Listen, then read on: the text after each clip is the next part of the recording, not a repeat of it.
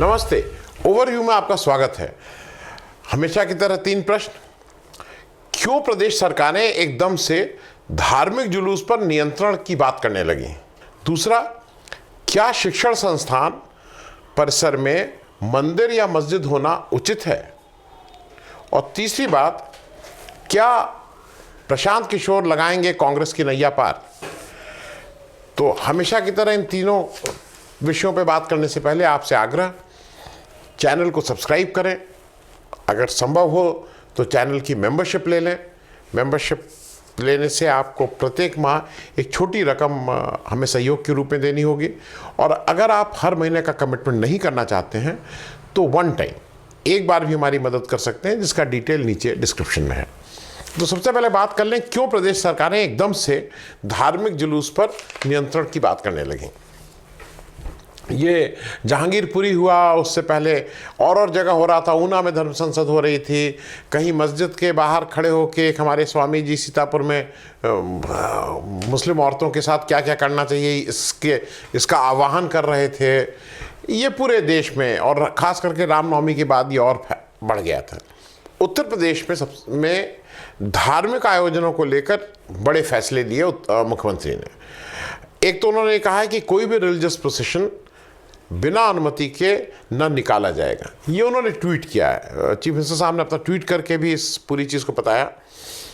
उन्होंने ये भी कहा है कि जो पारंपरिक आयोजन को ही परमिशन मिलेगी, मतलब जो पुराने समय से चलते आ रहे हैं, कोई नए आयोजन को नॉर्मली नहीं मिलेगी। उन्होंने ये भी कहा है कि जो उसका आयोजक है, मुख्य आयोजक है, उनको अपना एफिडेविट या हलफनामा देना होगा कि शांति और सौहार्द कायम रखने के लिए। उसके बहुत डिटेल्स भी हैं कि जैसे कैसे करेंगे, क्या करेंगे, इत्यादि इत्यादि। अब एक चीज़ समझ नहीं आती, ये सब नियम कानून पहले से भी थे, ये कोई बहुत नया नहीं है। पहले से भी अगर आपको प्रोसेशन निकालना है तो आपको परमिशन लेनी है, आपको रूट तय करना है। कल एक विक्रम सिंह साहब हैं, पुराने उत्तर प्रदेश के पुराने डीजीपी, उन्होंने किसी चैनल के इंटरव्यू में बहुत डिटेल में ये सब बातें बताई हैं कि कैसे 3 टुकड़ी होगी, पुलिस सबसे आगे लीड करेगी, बीच में रहेगी, सबसे पीछे रहेगी। जहाँ पे दूसरे धर्म का अगर कुछ वो पड़ेगा स्थान तो वहाँ से जल्दी से चलेंगे, वहाँ हल्ला नहीं मचाएंगे, इत्यादि इत्यादि। उन्होंने उसको बहुत डिटेल में बताया है। अब ये सब नियम तो पहले से थे, दिक्कत ये थी कि इम्प्लीमेंट क्यों नहीं होते थे। ये जानना ज़्यादा ज़रूरी है, क्योंकि अगर इम्प्लीमेंट होते रहते, सारी चीज़ें नियम कायदे से चलती रहती तो ये सब स्थिति नहीं आती। अभी हमारे मुख्यमंत्री जी योगी आदित्यनाथ जी ने कहा है कि भाई 3 तारीख को एक साथ ईद और अक्षय तृतीया हिंदुओं का पड़ रहा है। हालांकि उन्होंने 4 तक के लिए कहा है कि 4 तक सब अलर्ट रहना है, और इसकी तैयारी में उन्होंने सारे जो एसएचओ से लेके ऊपर के जितने अफसर हैं, एसडीएम, डीएम, कप्तान साहब, ये सब लोगों की छुट्टी कैंसिल कर दी गई है, और किसी को छुट्टी इस समय इसके ऊपर के अफसरों को दी भी नहीं जाएगी। ये सब जो मुझे लग रहा है कि फॉल बैक है, वो जहांगीरपुरी जो दिल्ली का हिंसा हुई उसको लेके ये के बारे में थोड़ी सरकारें चेती हैं या सीरियस हुई हैं। अब ये चेंज ऑफ हार्ट है या इसका कारण कुछ और है, वो मैं बाद में बात करूंगा, क्योंकि एक है अतिभक्ति चोरई लक्षण, अतिभक्ति भी चोरों का लक्षण होती है। दिल्ली पुलिस ने सोमवार को वीएचपी और बजरंग दल के लोगों के ऊपर एफआईआर की है।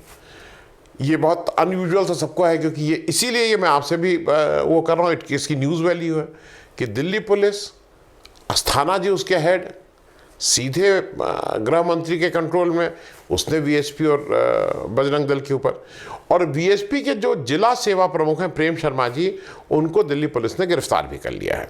अब ये सब जो हो रहा है, उसके अलावा बाकी राज्यों में भी इसी तरह की कार्रवाई हो रही है। महाराष्ट्र ने ऑलरेडी अपने ऑर्डर्स, कुछ इस तरह के ऑर्डर्स निकाले हैं, बाकी और राज्य भी इसको फॉलो करना है। ये हो क्यों रहा है, ये थोड़ा सोचने वाली बात है। ऐसा लगता है, सबसे पहली बात, कि जो बोरिस जॉनसन जी हैं, यूनाइटेड किंगडम के प्राइम मिनिस्टर साहब, जिनको पिछला बार वो उसमें आना था 26 जनवरी की रिपब्लिक डे परेड पे सलामी लेने, वो नहीं आए थे। उसके बाद उनका फिर प्रोग्राम टला था। अब वो आ रहे हैं, वो 21 और 22 को आ रहे हैं। ऐसा कहा जा रहा है कि वो बहुत से नए साइन करेंगे, बिजनेस डील साइन करेंगे, हिंदुस्तान में इन्वेस्टमेंट की बात करेंगे। शायद उनके आने से ऐसा लगता है कि ये एक हो रहा है कि भैया इस समय कम से कम देश में ये सब ना हो, क्योंकि जो हिंदुस्तान की छवि हाल के दिनों में आपने यूएस की बात सुनी ली थी, उनके फॉरेन मिनिस्टर ने जब जयशंकर साहब और राजनाथ सिंह जी के सामने ही अपनी प्रेस कॉन्फ्रेंस में क्या क्या कहा, वहाँ के सेनेटर जो हैं वो क्या क्या कह रहे हैं, वहाँ के पेपर्स क्या छाप रहे हैं, तो इसकी जो एक सेकुलर इमेज है उस पर ज़रूर धक्का पहुंचा है। और इंटरनेशनल कम्युनिटी में अगर ये धक्का पहुंच रहा है तो उसके बहुत से और भी माने होते हैं, उसके और से रिपरकशंस होते हैं। आपको याद है जब ट्रंप आए थे, नमस्ते ट्रंप, ये सब हुआ था ना, हाउडी मोदी, जब आए थे हिंदुस्तान तो उस समय भी आंदोलन चल रहा था और उस समय बड़ी दिक्कत थी कि आइन के सामने आंदोलन और कैसे होगा, क्या होगा, इत्यादि इत्यादि। मैं ये बात आपसे सिर्फ रिपीट इसलिए कर रहा हूँ कि ऐसा लगता है इस समय कि उनके सामने एक इस तरह का देना है कि नहीं नहीं हम लोग बिल्कुल नो नॉनसेंस स्टेट है, हम लोग कहीं कोई इस तरह की बात करता है तो नहीं, वो उसको कोई रिलीजियस प्रोसेशन निकालता है, दूसरे को तंग करता है तो हम लोग बिल्कुल उसको टॉलरेट नहीं करते हैं। क्योंकि एक चीज़ विक्रम सिंह साहब ने बहुत सही कही, उन्होंने एक चीज़ कहा कि ये सारी जुलूस की मैंडेटरी है वीडियोग्राफी कराना थ्रू आउट दी, वो अगर परमिशन है तो उस परमिशन है चाहे नहीं हो, क्योंकि परमिशन है तब तो कराना ही है। अब ये कह देना कि वो बिना पुलिस को पता चल ही नहीं चला और किसी ने जुलूस निकाल लिया तो वो ये इसका मतलब पुलिस भी उतनी ही निकम्मी है, तो ये देखने वाली बात होगी। हालांकि कुछ लोगों का एक ये भी है अभी तक के पास्ट रिकॉर्ड को देख के कि शायद बीजेपी एमसीडी के इलेक्शन क्योंकि सामने है और उनको कोई मुद्दा मिल नहीं रहा है, उनको ये लग रहा है कि ये तो, क्योंकि आम आदमी पार्टी बिल्कुल उनको ताल ठोक के चैलेंज कर रही है, तो उनको कहीं ना कहीं एमसीडी में कुछ टो होल्ड चाहिए। अच्छा, दवाई पुरानी है, टेस्टेड है, हिंदू मुस्लिम, इसमें कोई चाहे वो अभी तक तो बढ़िया से चला है, लोकसभा में अच्छे से चला, स्टेट उस पर चला, अब एमसीडी में ज़रा देखने वाला है कि ये वाला, तो टेस्टेड दवाई को मेरे ख्याल में कहीं फिर से कोशिश ना की जा रही हो कि इसी बहाने कुछ वो करें। खैर, ये तो हो गई एक बात। दूसरा है, क्या शिक्षण संस्थानों के परिसर में मंदिर मस्जिद होना उचित है? ये मैं इस रेफरेंस में कह रहा हूँ कि कल सुप्रीम कोर्ट ने के कई फैसले आए, एक आशीष मिश्रा जी वाला आया, उनकी जमानत जो थी उसको खारिज कर दिया एक तरह से। एक और आया जहाँ पे उन्होंने इलाहाबाद हाई कोर्ट के एक फैसले को स्टे कर दिया। वो कौन सा फैसला था? रामपुर में मोहम्मद अली जौहर यूनिवर्सिटी है, उसके लैंड को वापस लेने के उत्तर प्रदेश सरकार के ऑर्डर को इस समय सुप्रीम कोर्ट ने स्टे कर दिया है।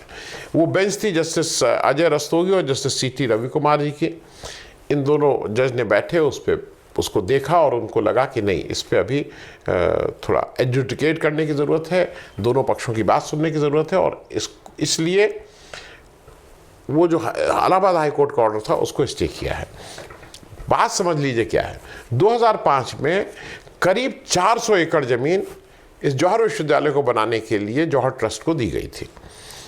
नियमों के तहत वैसे तो 12.5 एकड़ से ज़्यादा की ज़मीन कोई रख नहीं सकता है, उससे ज़्यादा की उस पर सीलिंग है उत्तर प्रदेश में, लेकिन उस समय ये स्पेशल प्रोविजन और सारे नियम कानून के साथ ही कोई बिना उसके सारी परमिशंस ग्रांट हुई और उनको 400 एकड़ ज़मीन इस विश्वविद्यालय को बनाने के लिए दी गई, इस ट्रस्ट को। मुलायम सिंह यादव चीफ मिनिस्टर थे। फिर 2007 से 2012 मायावती जी चीफ मिनिस्टर रही, इस तरह की कोई कंट्रोवर्सी नहीं आई। 2012 से 2017 अखिलेश यादव जी चीफ मिनिस्टर रहे, कोई खैर उनकी तो सरकार ही थी और उसमें मंत्री भी था आजम खान साहब। 2017 में बीजेपी की सरकार आती है, योगी आदित्यनाथ जी मुख्यमंत्री बनते हैं और समहाउ आजम खान टारगेट कर दिए जाते हैं कि आजम खान को ऐसा ये है कि अगर इनको जैसे होता ना कि बड़े अगर नेता को आप गिरा देंगे तो बाकी लोगों का मनोबल टूट जाएगा। 2020 में जो रामपुर के एसडीएम साहब हैं उन्होंने एक रिपोर्ट किया कि ट्रस्ट ने जो जिन शर्तों पे उनको 400 एकड़ की ज़मीन दी गई थी उसका उल्लंघन करके वहाँ पे एक मस्जिद बनाई है उस अलॉटेड लैंड पे जो यूनिवर्सिटी को अलॉट किया गया था। अब उनकी उस रिपोर्ट के बिना पर स्टेट गवर्नमेंट ने 2021 में एक आदेश जारी किया कि 12.5 एकड़ जमीन को छोड़कर उसके ऊपर की जितनी भी जमीन है वो सारी जमीन वापस उत्तर प्रदेश सरकार ले ली है। और उनका ये कहना था क्योंकि ये नियमों का उल्लंघन करने के कारण, क्या नियम का उल्लंघन किया था, उन्होंने वहां मस्जिद बनाई थी। अब ट्रस्ट का कहना यह है, जौहर ट्रस्ट का, कि ये मस्जिद विश्वविद्यालय प्रांगण में रहने वाले फैकल्टी मेंबर्स और उनके परिवार तथा नॉन टीचिंग स्टाफ, मतलब जो बाकी स्टाफ है जो यूनिवर्सिटी में, वो जो उसके अंदर रहते हैं उनके परिवार वालों की इबादत के लिए भाई एक प्लेस ऑफ वर्शिप था, इसलिए वहाँ बनाई गई थी। It was part of the entire thing. अच्छा, ये जौहर ट्रस्ट था। जब ये उत्तर प्रदेश सरकार का ये फैसला आया तो वो हाई कोर्ट गए। हाई कोर्ट ने इस पर स्टे नहीं दिया, उसने कहा नहीं वो ठीक है और ये ज़मीन वापस ले लेना बिल्कुल न्यायोचित है। इसी फैसले के अगेंस्ट जौहर ट्रस्ट फिर सुप्रीम कोर्ट गया। सुप्रीम कोर्ट ने स्टे ऑन दिस ऑर्डर दिया। अब अगली डेट अगस्त में लगाई है, उस समय तक इन लोगों को अपने कागज़ देने हैं। लेकिन हमको और आपको ज़रा एक चीज़ और समझनी है, क्या किसी भी विश्वविद्यालय, क्या किसी भी शिक्षण संस्थान में धार्मिक मंदिर या मस्जिद होना चाहिए? ये पहली वो है। दोनों व्यूज़ हो सकते हैं, मैं उसको नहीं कह रहा हूँ। व्यूज़ एक ये भी हो सकते हैं भाई, जैसे बहुत से शिक्षण संस्थान है, BHU में इतना बड़ा बिरला मंदिर है, बहुत से शिक्षण संस्थान है जहाँ पे मंदिर या मस्जिद रहते हैं। मस्जिद तो कम है लेकिन मंदिर तो रहते ही हैं, ऐसी बहुत सी जगह हैं। मुझे इसमें कोई दिक्कत नहीं होती, मेरा व्यक्तिगत है। लेकिन इसका एक व्यू ये भी हो सकता है कि शिक्षण संस्थान में नहीं होना चाहिए, ठीक है, लेकिन वो फिर अगर नहीं होना चाहिए तो कोई धार्मिक वो नहीं होना चाहिए। दूसरा एक चीज़ ज़रा और, मतलब इस पर कुछ निर्णय लेने से पहले सोचिएगा, हिंदुस्तान के मतलब कम से कम भारत के, उत्तर भारत के जितने थाने हैं और उत्तर प्रदेश में तो खास करके सारे थानों में, मतलब मैं कहूँगा 95% या 90% थानों में तो मंदिर छोटा सा हर थाने में रहता है। हर थाने में मंदिर है, हर थाने में जन्माष्टमी मनाई जाती है। मतलब अगर आप ये कह रहे हैं कि जहाँ एक तरफ तो ये बात होती है कि हमारी आस्था की बात है, एक तरफ अगर कोई मतलब उस मस्जिद में जाके कोई अगर नमाज पढ़ ले रहा है तो ये हो रहा है कि नहीं वो बिल्कुल गलत हुआ है और उसको ज़मीन पूरी 400 एकड़ ज़मीन वापस ले लो। इस पे थोड़ा एक बार हम सबको, आपको ठंडे दिमाग से सोचना होगा कि क्या कोई ऐसा ये उल्लंघन था कि उसमें उन्होंने कोई 5 स्टार होटल बना के कोई शराब खाना बना दिया, जुआ घर बना दिया। ये एक सोचने वाली बात है और ये नज़रिए की भी बात है। अब आखिरी बात, क्या प्रशांत किशोर उर्फ पीके लगाएंगे कांग्रेस के नैया पार? अभी क्या हुआ है कि पीके साहब पहले तो गाली दिए, मतलब पहले कांग्रेस में जाना चाहे, फिर कांग्रेस में नहीं लिया गया उनको 6-8 महीना पहले, तो खूब गाली दिए। अब वो फिर कांग्रेस में जाने के और नए नए फॉर्मूले कांग्रेस को रोज प्रेजेंट कर रहे हैं। पिछले 2-3 दिन में सोनिया गांधी जी से वो 2-3 बार मिल चुके हैं। ये पहली बार हो रहा है जब पीके साहब को इतना टाइम लग रहा है किसी को कन्विंस करने में। नहीं तो पीके साहब का तो जो जादू है ना, वो कमरे के अंदर घुसते हैं और अगर 10 मिनट किसी ने बात कर ली तो उनका पास्ट रिकॉर्ड ये है कि वो 3-4-5 घंटा उसके साथ बात करते रहते हैं, उस नेता के साथ। लेकिन सोनिया गांधी जी अब तक 3 बार, पिछले 2-3 दिन में 2-3 बार मिल चुकी हैं। उनको प्रेजेंटेशन पे प्रेजेंटेशन वो दिए जा रहे हैं, कैसे रिवाइवल होगा, क्या होगा। हालांकि इसमें हाँ, एक बात आगे बढ़ने से पहले बता दूं, हमारे राहुल गांधी जी विदेश चले गए हैं। उनको कोई विदेश में ज़रूरी काम याद आ गया है, तो देश में जब हाउ टू रिवाइव कांग्रेस की बात चल रही थी, इलेक्शन स्ट्रैटेजीज की बात चली गई थी, तो वो विदेश चले गए हैं किसी ज़रूरी काम से। कहाँ गए हैं, कौन से विदेश गए और किस काम से गए हैं, ये तो पता कभी नहीं चलता है। खैर, प्रशांत किशोर साहब मिले किससे हैं? सोनिया गांधी जी से मिले, प्रियंका गांधी जी से मिले, मुकुल वासनिक जी से मिले। मुकुल वासनिक जी, आप लोग दिल पे हाथ रख के बताइएगा कि क्या आपको पता है कि वो महाराष्ट्र के हैं? क्या आपको पता है कि उनको कितने वोट से जीतते हैं? क्या आपको पता है कि उनके पीछे कितने जनमानस हैं? खैर, रणदीप सिंह सुरजेवाला से मिले। सुरजेवाल साहब आपको हरियाणा के कितने बड़े नेता हैं, कि हुड्डा साहब से भी बड़े नेता हैं, क्या है मतलब उनके पीछे कितना जनमानस खड़ा है या कितना ज़मीन से जुड़े हैं? केसी वेणुगोपाल साहब से मिले। भी हैं उस टीम में जो मिल रही है पीके से। केसी वेणुगोपाल साहब केरल से आते हैं। उसके अलावा वो अंबिका सोनी जी से भी उस टीम में है जो इनसे बातचीत कर रही हैं। अंबिका सोनी जी कितनी कारगर थी, पंजाब में कितनी एक्टिव थी, ये भाई कोई अगर कांग्रेस का ठीक से बता दे तो मेरा भी ज्ञानवर्धन हो जाए। उन्होंने अभी ये कहा है कि 2024 का वो दोनों सपने दिखा रहे हैं। 2024 में आपका मैं मतलब आपको गाइड करूंगा कैसे मैं कांग्रेस में आ जाऊंगा। वो कह रहे हैं 370 सीट पे आपको लड़ना है। यूपी, बिहार, उड़ीसा में आप अकेले लड़िए। ये 3 राज्यों को मिलकर 141 सीट होती हैं। और तमिलनाडु, वेस्ट बंगाल और महाराष्ट्र, इसमें आप गठबंधन के साथ लड़िए, ये मिलके 129 सीट होती हैं।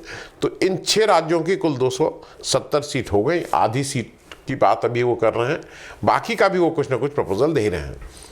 तत्काल में वो इस साल जो हिमाचल प्रदेश का अक्टूबर नवंबर में और उसके बाद नवंबर दिसंबर में गुजरात, इन 2 स्टेट इलेक्शन पे फोकस कर रहे हैं कि इसको कैसे कांग्रेस को वो जिता सकते हैं। लेकिन सबसे बड़ी बात यह है कि ये सब प्रेजेंटेशन के साथ वो एक अपना डेफिनेट मेजर पॉलिटिकल रोल भी चाहते हैं। अंत में हो सकता है उनके पास भाई कोई ऐसा अलादीन का चिराग हो जिसको वो रगड़ें और कांग्रेस एकदम से जीतने लगे और कांग्रेस पूरी तरह से ताकत के साथ खड़ी हो जाए। लेकिन कोई दूसरा बाहर से आके कांग्रेस को जिता दे, ये मुझे तो कम से कम इस पे विश्वास नहीं होता है। Thank you so much.